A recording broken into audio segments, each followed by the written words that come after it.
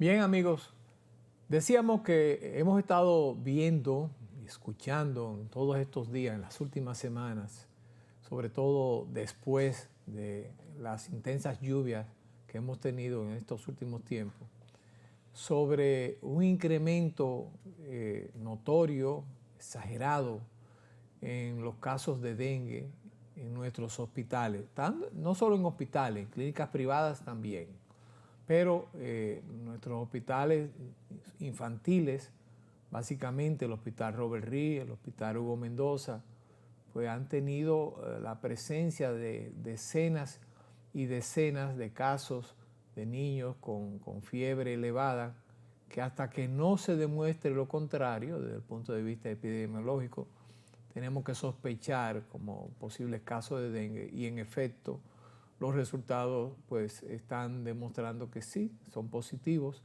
Tenemos un serotipo que hace tiempo no lo veíamos por aquí, parece que expensa de eso es que se han disparado pues los contagios de esta enfermedad, y como habíamos explicado aquí en nuestro programa, el mismo doctor Cabral, nuestro querido Pochi, lo había explicado con mucha claridad, que la condición ambiental era extremadamente favorable para el desarrollo del mosquito, para la multiplicación de la Aedes aegypti, que es el vector que transmite el dengue.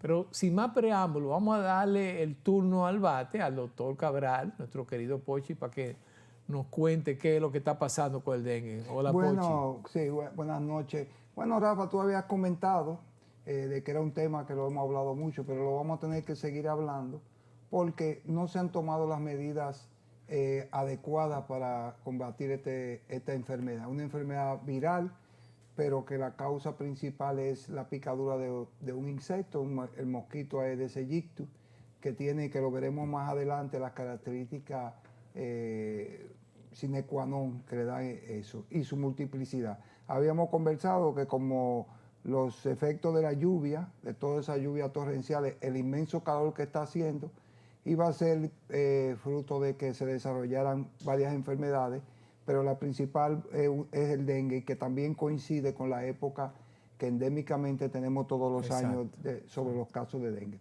Tenemos en República Dominicana más de 300, casi 400 casos, y lo terrible es que tenemos 62, solamente en un hospital 62 ingresos, porque tengo que recordarle que el dengue tiene dos características, el dengue clásico y el dengue hemorrágico. ¿Cuál es la gran diferencia entre el dengue clásico y el dengue hemorrágico? El dengue clásico, a cualquier dominicano que le pique el mosquito, un mosquito que dura 45 días de vida, que lo tienen que tener pendiente, es un mosquito de oficina que pica de día, pica en su horario de trabajo, o sea que el uso del mosquitero no es eficiente para él, porque durante el día que él está activo, y su proliferación es rápida. Recordar que también su proliferación es en aguas limpias, en agua no se usa en agua turbulenta, y que todas esas botellas, gomas que tenemos en los patios, los árboles con agua, hacen que se desarrolle. Miren la característica del mosquito. El mosquito es aerodinámico. Es un mosquito, una clasificación que fue hecha en República Dominicana, o sea, el Aedes aegypti fue clasificado por un dominicano, y en esta época se disparan los casos. Hay algo importante que tengo que decirle, y por qué vamos a seguir siempre hablando del dengue. Si a usted le pica el mosquito y le da el dengue clásico, usted es un candidato a que cuando el serotipo tiene cuatro serotipos diferentes. Pero cuando se combina uno de los serotipos, uno o dos, con el 4, si a usted le da el dengue clásico ahora, el año que viene, cuando entra otra vez el dengue y le pica un serotipo 4, usted va a hacer un dengue hemorrágico. Sí, puede ser. Entonces, el dengue hemorrágico es el que puede causar la muerte. Otra cosa importante es que el mosquito ataca a personas bien alimentadas. Por eso es que usted ve que un niño muy en un estado de salud, bien alimentado, el mosquito ataca más al que tiene mayor proteína en su sistema inmunológico, o sea, él lo atrae eso. por causa es que es una enfermedad que le da al estrato social medio y alto y abarrota los hospitales. ¿Cuáles son las medidas que tenemos que hacer? Lo primero es que debe haber una campaña continua desde antes del mes de julio para prevenir que la gente evite el crecimiento del mosquito. No hay otra manera. Inmediatamente usted tiene la enfermedad, esa enfermedad ya le va a traer trastornos. Uno de los principales trastornos que le va a dar una fiebre alta, una fiebre que en una época se le llamaba fiebre quebrantahueso, de tan duro que daba. Cefalea, dolor en el cuerpo entero. Cefalea intensa. Entonces ahora se combinan esos síntomas con enfermedades como la Zika y la chikungunya, que son transmitidas también por el mosquito, y todas se parecen al dengue clásico. La gran diferencia del dengue está con el dengue hemorrágico, que da inflamación en el vaso y da un sangrado por todo lo que es orificio, y es un paciente que técnicamente hay que mantenerlo ingresado en una unidad de cuidado intensivo cuando le da. ¿Cuáles son los parámetros que te van a llevar? Mira, Pochi, haciendo un paréntesis en lo que tú dices, la situación es tan seria que por eso aquí yo meto mucho el tema a veces del cambio climático. Ajá. Que la gente tiene que acabar de entender que definitivamente sí, el mundo ha cambiado y el clima ha cambiado de forma radical y muchas cosas están pasando de forma extraña, que no encontramos a veces explicación, pero que todo indica, todo luce que está atado precisamente a estos cambios en el clima, en el medio ambiente, cambios que van más allá de lo que nosotros podamos imaginar. Y en este año, para que ustedes sepan, en este año, en América Latina, van más de 3 millones de casos de dengue. Ha sido el peor año registrado, con más de 2.000 muertes por esta enfermedad. Ha matado más gente que el COVID. Bueno, no más gente que el COVID, sí. pero sí ha sido algo totalmente desproporcionado. Y aquí ya ahora mismo, a comienzo de agosto, ya habíamos superado con más de 5.000 casos el total que habíamos tenido en el año anterior. Y lo grande es que de esos 5.000 y pico de casos, más del 30% han sido registrados en los últimos 30 días. Sí, pero recuerda que habíamos conversado, la combinación de todas esas lluvias. Sí, claro, con el calor. Entonces, calor que hay. A veces yo le estoy explicando algo.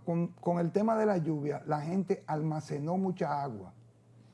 Tú sabes que no todo... Y se acumula en los rincones. No, y que tú tienes... En las aceras, en las marquesinas de la casa. Pero que la gente defendiéndose de que no tiene agua potable por el tema de... Guardó mucha agua, pero no hubo una campaña que siempre que tenía un buen eslogan que decía tanque tapado, cloro. Entonces, pero ni siquiera tuve una promoción a nivel televisivo. Ahora estamos todos en política, no estamos en la salud. Y tú no ves ningún spot publicitario de cuáles son las medidas. Y la medida no es caerle atrás, la medida es atacar el mosquito. Pero esto es algo inexplicable. Mira, qué bueno que tú mencionaste eso. Porque quizá no se acaba de entender el carácter casi dramático de esta situación. La Sociedad de Infectología acaba de declarar precisamente que el dengue está fuera de control. El colegio médico que iniciaba ayer su lucha, ya con un programa establecido de paralización, etcétera, decidió suspender su jornada de lucha por la situación del dengue. Para que todos sus miembros puedan, de una forma u otra, trabajar coordinado y enfrentar esta enfermedad. O sea, les digo esto para que ustedes se den cuenta a qué nivel es que estamos ahora mismo enfrentando esta enfermedad. Se están habilitando camas. Y sin embargo, no vemos, como tú decías, Pochi, no, yo no veo vemos como algo, ni los un periódicos. grito de alarma, una campaña, porque no es cuestión de crear pánico, ni mucho menos, pero sí hay que hacerle entender a la gente. No, una prevención claro, y empezar a repartir el cloro y casa por casa decir a la gente que la promoción. Como se ha hecho en el pasado, con situaciones menos difíciles. Porque apenas nos queda un par de meses más todavía con la situación climática de mucha lluvia y sol. Entonces vamos a seguir teniendo ese problema. Y la población, de hecho, siempre le hemos dicho que el Ministerio de Salud debe ir de la mano con el de Educación y enseñar a los niños cuáles son las medidas para no acumular agua y no acumular el mosquito.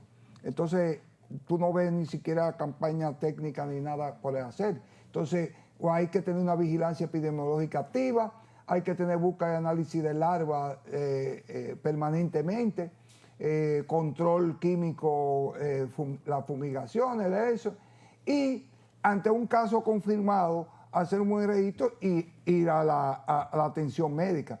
Miren, vuelvo y les repito, tenemos dos inconvenientes con el dengue. El primero es que al que le da la primera vez, con los serotipos, puede dar el hemorrágico. Lo segundo es que el tratamiento no se puede, bajo ningún concepto, utilizar aspirina cuando las víctimas tienen fiebre y se le está dando un analgésico. Nunca utilizar la aspirina, específicamente los niños. Tienen que usar otro tipo de analgésico antipirético, pero nunca utilizar la aspirina. Lo tercero es el diagnóstico, que hay que hacer un diagnóstico temprano, y por eso usted no se confíe que es una fiebre pasajera o que no va a confundir y que la puede confundir con otra enfermedad. Y lo tercero es que esto hace que también se te escapen o no consigamos evaluar las 4 enfermedades que se caracterizan casi por lo mismo, que son dengue, zika, chikungunya y el COVID. Entonces, se pueden enmascarar estas enfermedades y recordar a la población que posiblemente usted pueda tener dengue y puede tener COVID. Claro. Que es algo, porque la evaluación médica es muy importante. Recordar que hay pruebas específicas para dengue.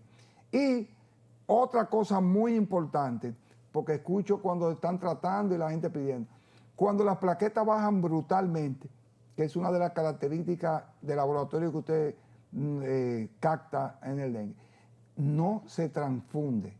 No hay transfusiones por disminución de plaquetas. O sea, cuando le dice a alguien de que vamos a transfundir o vamos a ponerle plaquetas al paciente, no hacerle eso, no se utiliza transfusiones, porque en un ciclo, las plaquetas van a aumentar sola sin que usted le aplique nada.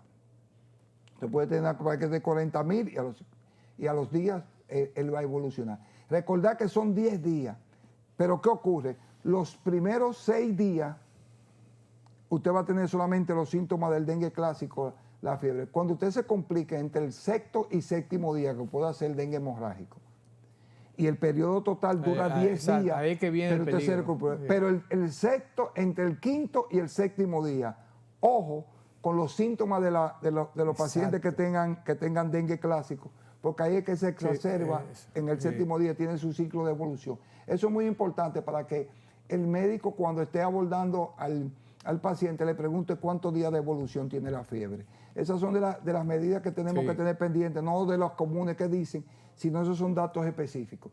Tenemos, como vemos en pantalla, 3 fases: una fase febril, la fase clínica, la crítica y la fase de recuperación.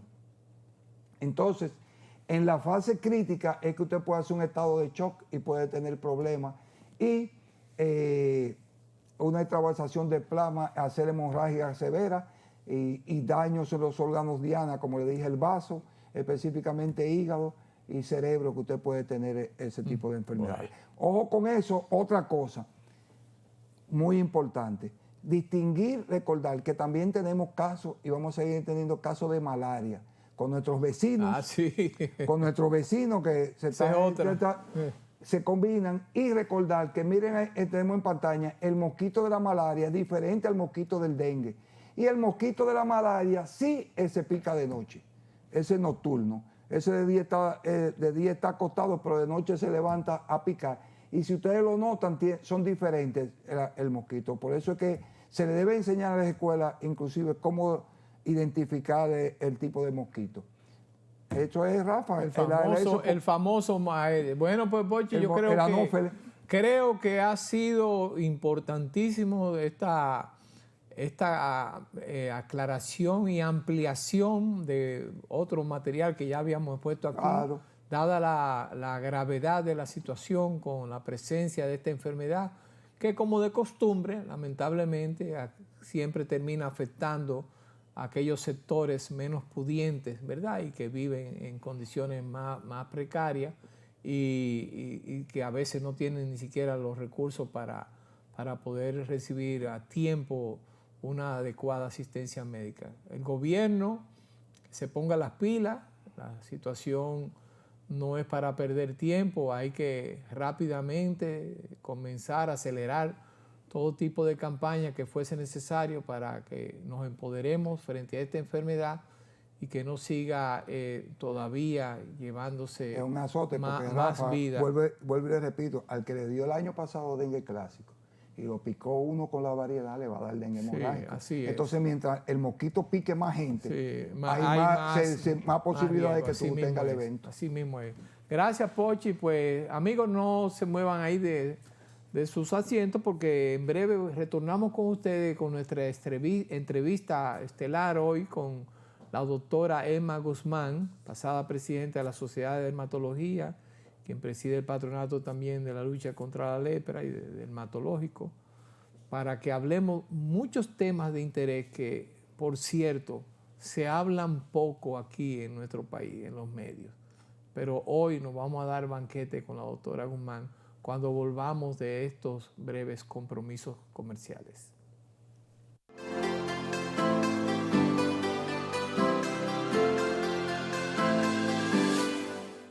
En Seguros Reservas sabemos lo importante que es tu salud y la de tu familia para estar protegidos en cada etapa. Por eso creamos Just Control, un nuevo plan de salud internacional con una amplia cobertura local que te ofrece una red exclusiva de prestadores de habla hispana, incluyendo beneficios especiales como acompañamiento para el control de diabéticos e hipertensos. Just Control, toma el control de tu salud y tu bienestar. Conoce más sobre los beneficios de Just Control en segurosreservas.com.